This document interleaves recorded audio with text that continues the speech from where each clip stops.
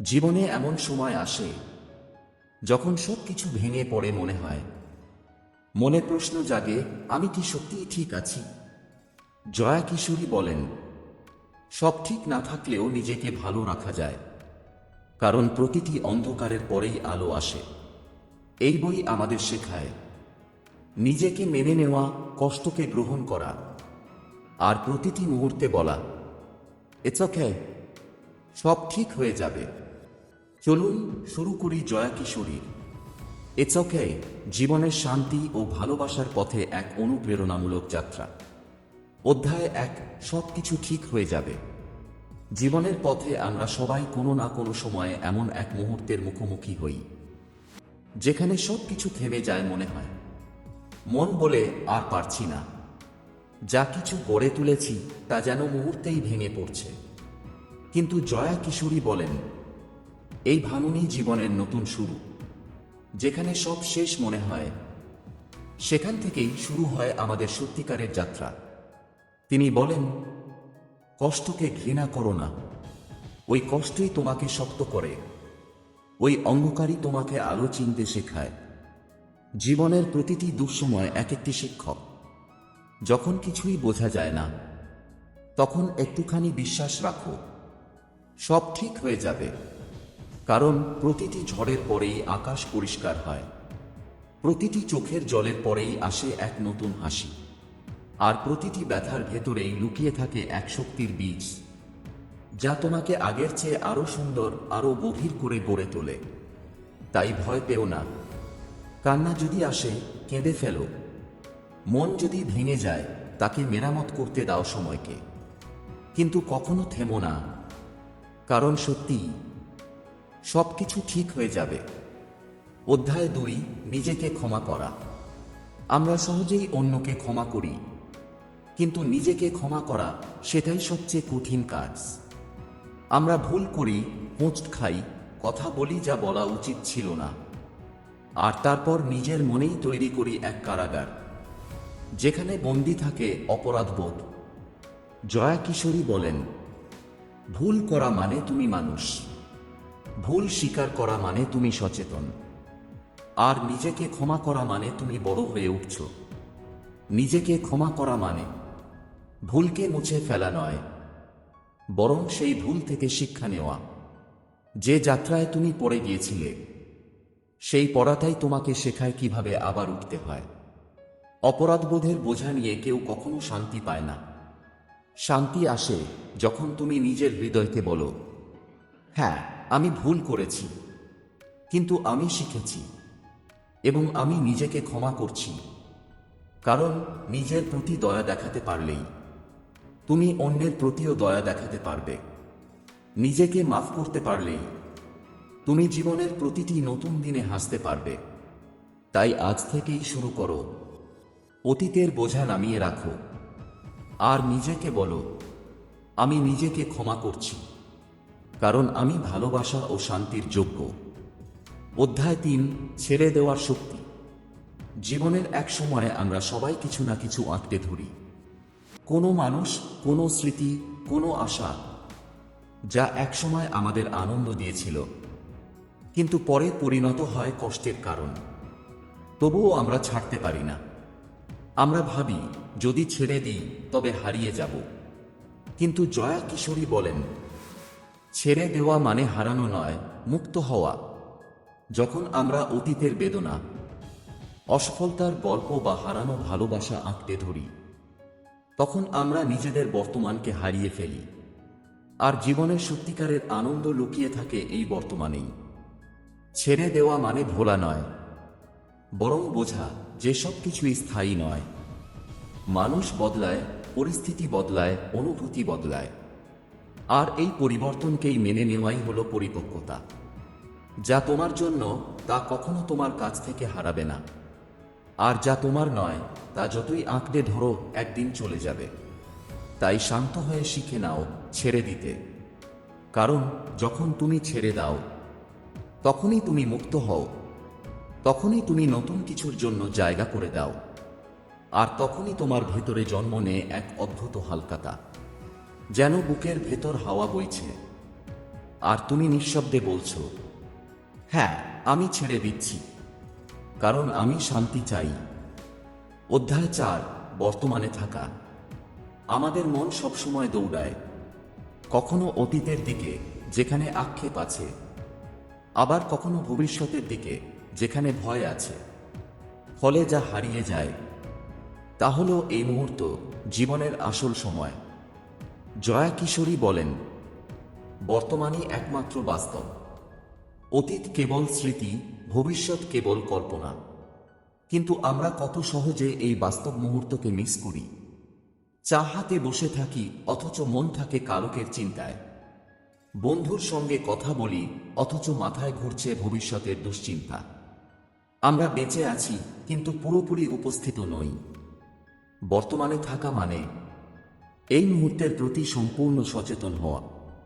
তোমার শ্বাসের শব্দ শুনো, তোমার চারপাশের রঙগুলো দেখো, তোমার হৃদস্পন্দন অনুভব করো। এই মুহূর্তই তোমার জীবনের সত্য।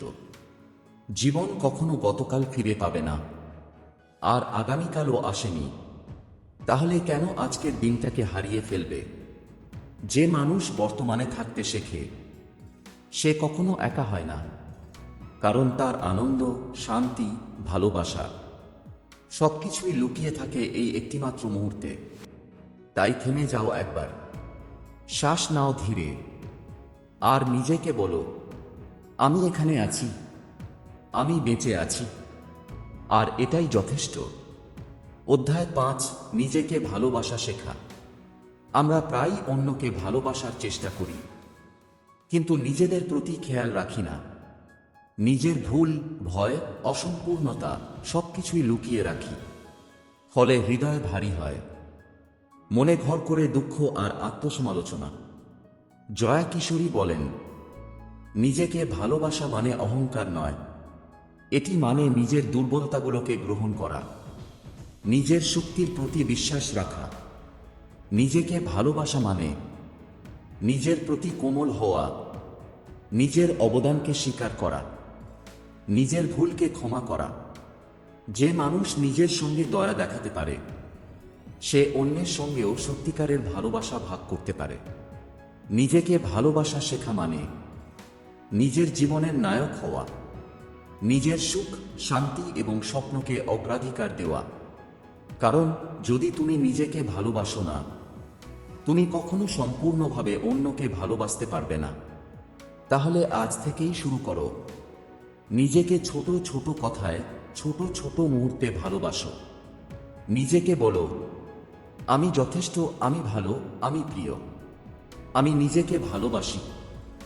আপনারা যদি এই অডিও বুকের এই যাত্রা উপভোগ করে থাকেন তাহলে আমাদের আদি বুক সাফ চ্যানেলটিকে সাবস্ক্রাইব করতে ভুলবেন না। ভিডিওটি লাইক দিন, বন্ধুদের সাথে শেয়ার করুন, যাতে আরও মানুষ পেতে পারে এই অনুপ্রেরণার আলো। আপনার ছোট একটি ক্লিকই আমাদের জন্য বড় প্রেরণা। চলুন একসাথে এই যাত্রা আরও সুন্দর করি। অধ্যায় 6, ভয়কে অতিক্রম করা। জীবন সবসময় সহজ হয় না। কখনো আমরা এমন পরিস্থিতির মুখোমুখি হই যেখানে মনে হয় ভয় আমাদের দমন করে ফেলবে।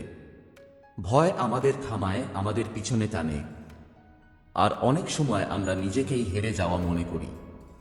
জয়া কিশোরী বলেন, ভয় মানে তুমি জীবনের সত্যিকারের সম্ভাবনা দেখছো না। ভয় তোমাকে বাধা দেয়, কিন্তু তুমি তার চেয়ে শক্তিশালী।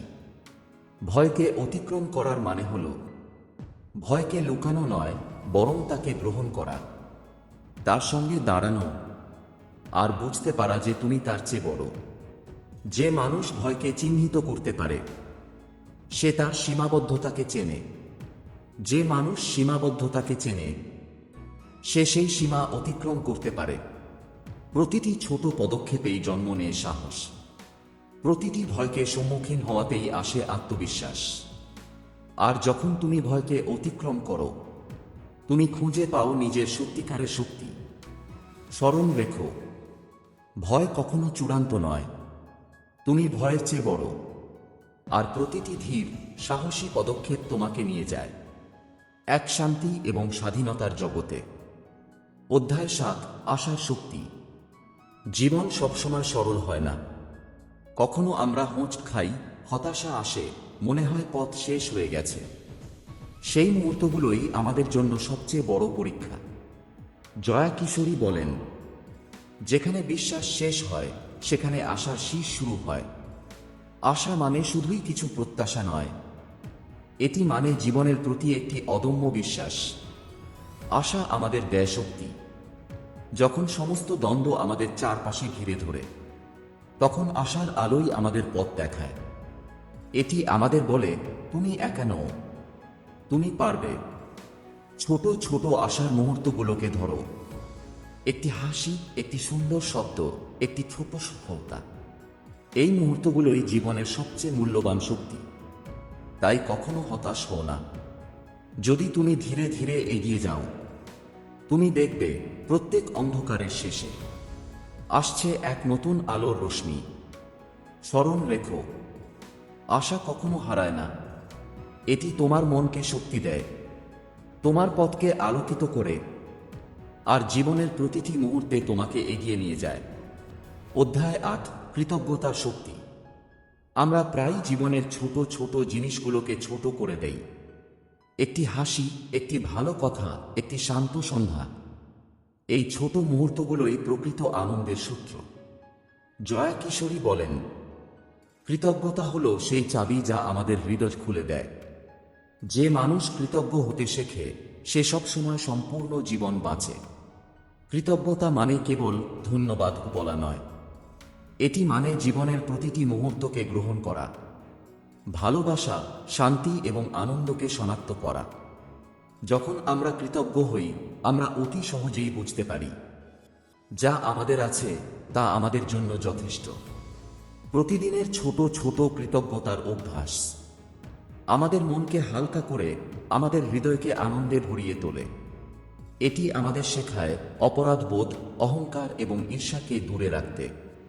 তাই আজ থেকেই শুরু করো, প্রতিদিন অন্তত একটি জিনিসের জন্য কৃতজ্ঞ হও।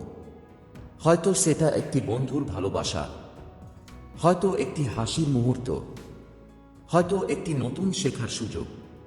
স্মরণ রেখো, কৃতজ্ঞতা জীবনের আলোকে উজ্জ্বল করে, হৃদয়কে শান্তি দেয়, আর আমাদেরকে সত্যিকারের সুখের কাছে নিয়ে যায়। অধ্যায় ৯, ধৈর্যের শক্তি। জীবনে সবকিছু দ্রুত আসে না। কখনো আমরা চাই একটি মুহূর্তেই ফল, কিন্তু বাস্তবতা আমাদের শেখায় ধৈর্যই জীবনের সবচেয়ে বড় শিক্ষিকা। জয়া কিশোরী বলেন, ধৈর্য মানে অপেক্ষা নয়, এটি মানে বিশ্বাসের সঙ্গে প্রতিটি মুহূর্তকে গ্রহণ করা। ধৈর্য মানে কেবল বসে থাকা নয়, এটি মানে চুপচাপ অপেক্ষা করা, কঠিন সময়ে স্থির থাকা, আর জীবনের শিক্ষাকে নিজের ভিতরে আত্মস্থ করা। প্রতিটি ঝড়, প্রতিটি ধাক্কা আমাদের ধৈর্য পরীক্ষা করে, কিন্তু যারা ধৈর্য ধরে থাকে তাদের জীবনে আসে নতুন শক্তি, নতুন দৃষ্টিভঙ্গি, আর তারা শিখে কিভাবে জীবনের অন্ধকারেও আলো খুঁজে বের করতে হয়। স্মরণ রেখো, ধৈর্য শুধু সময় কাটানোর নাম নয়, এটি মানসিক শক্তির চূড়ান্ত প্রকাশ। যে ধৈর্য ধারণ করে সে জীবনের প্রতিটি মুহূর্তে শান্তি পায়। অধ্যায় ১০, ভালোবাসার শক্তি। জীবনের সবচেয়ে শক্তিশালী শক্তি হল ভালোবাসা। এটি কেবল অনুভূতি নয়, এটি একটি শক্তিশালী শক্তি যা হৃদয়কে আলো দিয়ে ভরিয়ে তোলে, মনে শান্তি আনে এবং সম্পর্ককে মধুর করে তোলে। জয়া কিশোরী বলেন, ভালোবাসা মানে শুধুই অন্যকে পাওয়া নয়, এটি মানে নিজের অন্তরের গভীরতায় সেই ভালোবাসার আলো খুঁজে পাওয়া। ভালোবাসা শুধুমাত্র সুখের সময় নয়, কষ্ট, ব্যর্থতা ও দ্বন্দ্বের মধ্যেও আমাদের শক্তি দেয়। যখন আমরা সত্যিকারের ভালোবাসি, আমরা শুধু অন্যকে নয়, নিজেদেরও মুক্তি দিই। ভালোবাসা আমাদের শেখায় ধৈর্য রাখতে, ক্ষমা করতে এবং বিশ্বাস রাখতে। এটি আমাদের অন্তরকে নরম করে, আমাদের জীবনকে সুন্দর করে তোলে। যে মানুষ ভালোবাসা জানে সে কখনো একা নয়। আমরা আজ জয়া কিশোরীর ভাবনা ও জীবনের গভীর শিক্ষার মধ্য দিয়ে এক যাত্রা করেছি। এই যাত্রা আমাদের শিখিয়েছে ভয়কে অতিক্রম করা, নিজেকে ক্ষমা করা, বর্তমানে থাকা ধৈর্য ও ভালোবাসার শক্তি চেনা। স্মরণ রেখো, জীবনের প্রতিটি মুহূর্তে সব ঠিক হয়ে যাবে। নিজেকে বিশ্বাস করো, নিজের অন্তরকে শান্তি দাও, আর ধীরে ধীরে জীবনের আলোকে অনুভব করো। ধন্যবাদ আপনাদের এই অডিও বুকের যাত্রায় আমাদের সঙ্গে থাকার জন্য। নিজেকে ভালোবাসো, শান্ত থাকো, আর প্রতিদিন ছোট ছোট মুহূর্তে আনন্দ খুঁজে নাও। আমরা প্রথম 10টি অধ্যায় শেষ করেছি। পরবর্তী অধ্যায়গুলো দেখতে চাইলে আমাদের আদি বুক সেলফ চ্যানেলটি সাবস্ক্রাইব করুন, ভিডিওটি লাইক ও শেয়ার করুন। সবাই ভালো থাকুন, সুস্থ থাকুন। ধন্যবাদ।